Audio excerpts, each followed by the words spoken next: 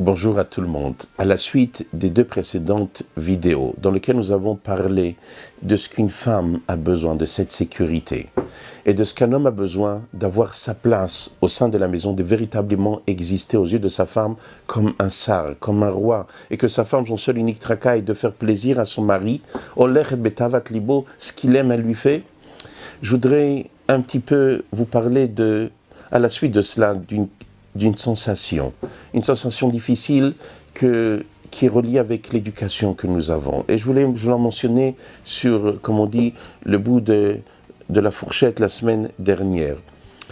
Nous sommes dans un monde où les êtres humains vont être basés sur une manière de vivre. Dans la Yom Yom, le rabbi précédent nous rapporte qu'il existe deux catégories de règles dans la vie.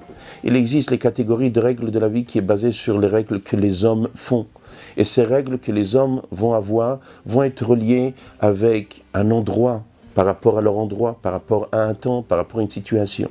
Et il y a les règles que Dieu nous a données qui sont des règles divines. Pas simplement qu'elles sont des règles divines, c'est-à-dire sur la balance, alors les règles de Dieu sont divines et les autres sont humaines. Mais ce n'est pas simplement ça la nuance. C'est que les règles humaines peuvent être vraies à un certain moment, ou à un certain endroit, ou dans une certaine situation, parce que la vision de l'être humain est limitée. La perception de l'être humain est limitée. Et donc, dans l'absolu, quelque chose qui est vrai dans un endroit, qui n'est pas vrai dans un autre endroit, même à l'endroit où elle est vraie, elle n'est pas véritablement vraie. Elle appartient à une mini-vérité. Lorsqu'on va appartenir à quelque chose qui est vrai, disent nos sages, Chotamosh la Kodesh Baruch, ou la signature de la Kodesh Baruch, c'est Emet. Et le Emet, c'est quelque chose qui est vrai partout dans tous les temps, partout dans tous les espaces, partout dans toutes les situations. Donc lorsque je vous ai essayé de vous expliquer cette notion-là de l'homme et de la femme, ce qu'une femme a besoin, ce qu'un homme a besoin, alors il va avoir des gens qui disent mais non, pas du tout, je suis capable, je peux faire, je suis une femme qui a fait des études, j'ai fait des arts martiaux, comme une fois quelqu'un m'a dit, ma femme, je me suis un petit peu énervé sur elle, elle m'a pris ma main, elle m'a cassé le poignet parce que grâce à Dieu elle était ceinture noire de karaté, 3e dan. Mais ça, c'est pas ça qui fait que la femme n'est plus femme. C'est pas parce que la femme a fait des études qu'elle n'est plus femme. Est-ce que cette femme qui a fait des études, alors elle va pas se maquiller parce qu'elle dit voilà, je suis ceinture noire de karaté. Et lorsqu'elle va aller dans un endroit au mariage, dans un mariage, elle veut ouvrir la porte à son mari ou elle veut que son mari soit galant avec elle. Aucune femme, c'est pas parce que cette femme-là a fait des études et qu'elle est avocate ou qu'elle est docteur ou professeur ou chirurgienne qu'elle ne veut pas se faire belle. Elle ne veut pas un mot gentil. Ah non, j'ai pas besoin de tes mots gentils. Tout seul, je me contente de moi-même. Et s'il y a quelqu'un qui doit dire ici un mot gentil, c'est moi qui te dirai à toi, au mari, un mot gentil. Non, parce qu'une femme reste une femme, un homme reste un homme. Alors, la difficulté, c'est que nous sommes en train de nous perdre. On est en train de se perdre à travers ce que le monde est en train d'essayer de nous vendre.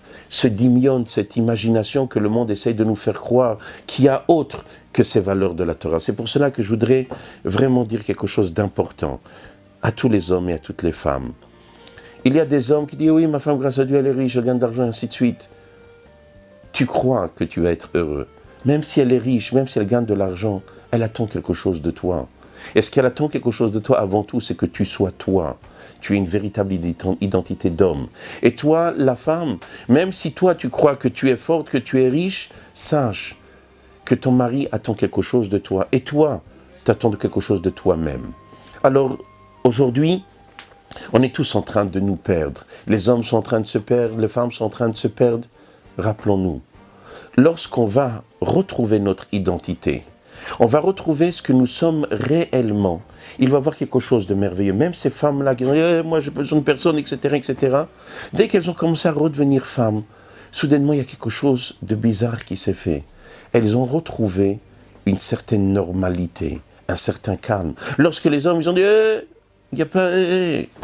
tu vas retrouver ta place d'homme, comme tu dois être un véritable homme, comme la Torah définit que tu dois être un homme, et soudainement tu vas trouver ce qu'on appelle du nachat. Tu as trouvé une normalité, un bien-être. Essayez de vous imaginer, comme je dis chaque fois, un homme qui marche sur les mains. Il marche sur les mains. Il a la tête en bas et les mains. Il dit oui, grâce à Dieu.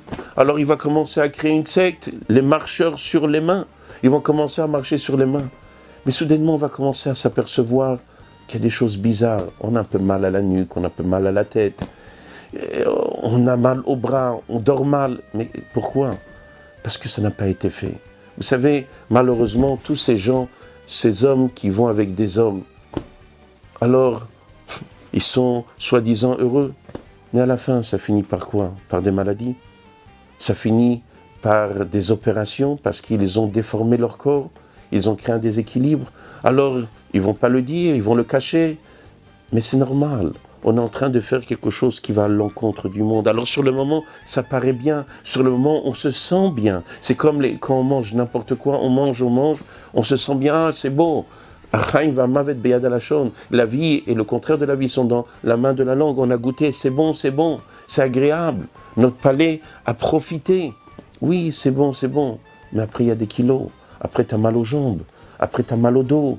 Après, tu ne peux pas marcher. Après, tu as mal au bras. Tu ne peux pas bouger. Alors, c'est vrai que sur l'instant T, tu te sens bien. Mais lorsqu'on remet les choses à leur place, soudainement, on s'aperçoit, waouh, c'est une nouvelle vie. Malheureusement, dans notre système, dans notre relation avec les choses qui ne sont pas comme il faut, alors il y a quelque chose de complètement déséquilibré que nous faisons. Lorsqu'on commence à grossir, alors qu'est-ce qu'on fait? On commence à acheter des vêtements qui sont plus grands que notre taille. Alors qu'est-ce qu'on a fait? On a caché notre grosseur qui nous semble gros. Alors on a du mal à marcher, on commence à acheter des baskets. Après les baskets ne suffisent pas, il faut des baskets avec de l'air sous la chaussure pour pouvoir marcher. Mais en vrai, qu'est-ce qu'on fait? On est en train de faire perdre notre identité, on est en train de se tirer vers le bas.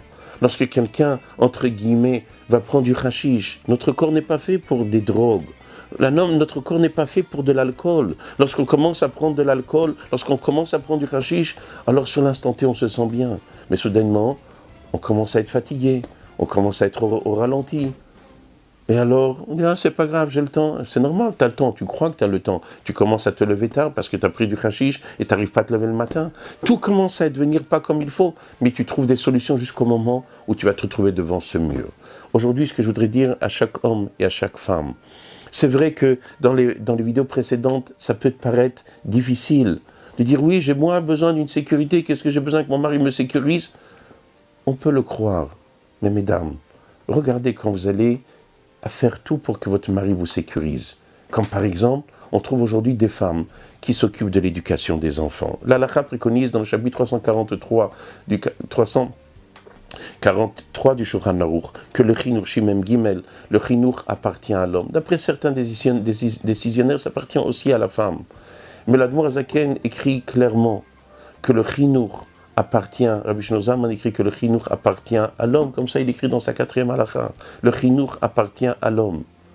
Lorsqu'un homme prend cette responsabilité d'éduquer les enfants, c'est-à-dire la responsabilité de l'éducation, pas l'accompagnement de l'éducation. Comme par exemple, une femme peut accompagner son enfant à faire les devoirs, mais lorsqu'il faut faire les devoirs, l'enfant n'écoute pas. Elle n'est pas là pour être le roi, celui qui est responsable de la sécurité du pays. Et lorsqu'elle n'arrive pas à prendre le téléphone, il dit, chérie, regarde, le petit ne m'écoute pas, tu peux lui parler? Et le père prend le téléphone, il dit, qui n'écoute pas maman? C'est-à-dire quoi qu'on n'écoute pas maman? Là, l'enfant, il dit, c'est bon, papa, c'est bon, je vais faire. Et la maman, avec le temps, elle va dire, je vais appeler papa. Non, c'est bon, maman, je te promets, je vais écouter.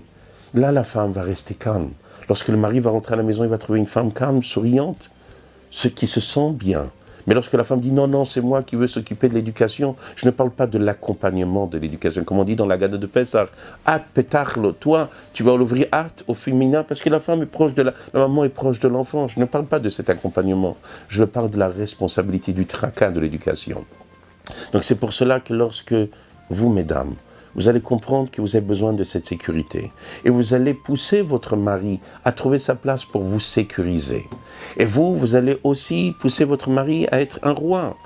Et s'il ne veut pas prendre sa place, alors l'aider à prendre sa place. Comme le mari va aider à sa femme à comprendre qu'elle a une place. Et sa place, c'est d'être sécurisée. Ce n'est pas de vouloir prendre la place du mari.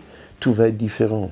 Aujourd'hui, les femmes sont fatiguées, sont tristounettes. Pourquoi elle n'est pas souriante? Pourquoi tu n'es pas souriante comme au début du mariage? Légère comme au début du mariage? Alors je dis, j'étais légère parce que je n'ai pas de tracas. Mais les tracas ne nous rendent pas non légers. c'est les tracas qui ne nous appartiennent pas qui nous rendent non légers. Donc lorsque la femme va se limiter à ces tracas, c'est-à-dire à travailler dans un périmètre sécurisé comme dans l'armée, et le mari va être cet homme-là qui sécurise sa femme et qui a sa place de roi et qui prend sur lui ses tracas, ses responsabilités, alors tout le monde trouve à sa place. Alors je demande à chaque homme et à chaque femme, ne tombez pas dans le piège de ce que le monde nous propose. Ne tombez pas dans ce Euro Disney, dans ce monde qu'on croit merveilleux et si beau. Ne t'inquiète pas, tu verras, c'est comme... Il n'y a pas. Dieu nous a dit, il y a les règles humaines, il y a les règles que moi j'ai mis. Et les règles que moi j'ai mis sont reliées avec l'équilibre planétaire. Alors que Dieu fasse que chacun d'entre nous va prendre conscience de sa place et ne pas tomber dans le piège de ce que le monde nous propose, mais toujours penser à ce que Dieu nous demande, comment la Torah regarde les choses, et à ce moment-là, Hashem Ishmor Tzetra Uvoecha, Dieu protégera ta sortie, tes entrées, où on ira, nous allons avoir la bracha. Amen, Keni Ratzon, Chazak, Ubruchim Tiyu.